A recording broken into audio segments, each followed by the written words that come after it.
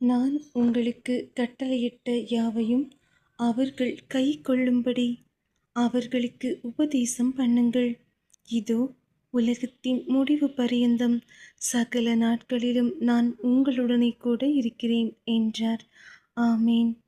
மத்தேயு 28ஆம் அதிகாரம் வசனங்கள் 10 முதல் 20 வரை. அப்பொழுது இயேசு அவர்களை நோக்கி, பயப்படாதிருங்கள். நீங்கள் போய் என் சகோதரர் கலிலேயாவுக்கு போகும்படி அவர்களுக்கு சொல்லுங்கள்.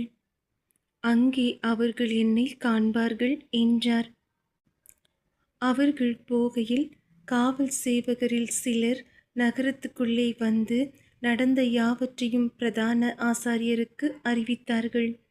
இவர்கள் மூப்பரோடே கூடி வந்து ஆலோசனை பண்ணி சேவகருக்கு வேண்டிய பணத்தை கொடுத்து, நாங்கள் நித்திரை பண்ணுகையில் அவனுடைய சீஷர்கள் ராத்திரியிலே வந்து அவனை களவாய் கொண்டு போய்விட்டார்கள் என்று சொல்லுங்கள். இது தேசாதிபதிக்கு கேள்வியானால் நாங்கள் அவரை சம்மதப்படுத்தி உங்களை தப்புவிப்போம் என்றார்கள்.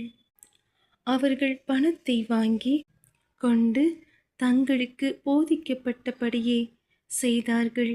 இந்த பேச்சு யூதருக்குள்ளே இந்நாள் வரைக்கும் பிரசித்தமாயிருக்கிறது.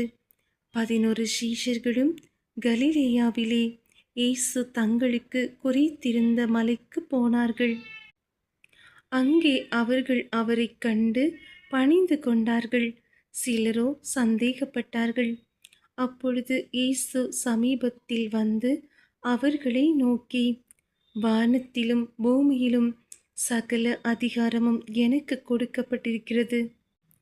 ஆகையால் நீங்கள் புறப்பட்டு போய் சகல ஜாதிகளையும் சீஷராக்கி பிதா, குமாரன், பரிசுத்த ஆவியின் நாமத்திலே அவர்களுக்கு ஞானஸ்நானம் கொடுத்து, நான் உங்களுக்கு கட்டளையிட்ட யாவையும் அவர்கள் கைக்கொள்ளும்படி அவர்களுக்கு உபதேசம் பண்ணுங்கள்.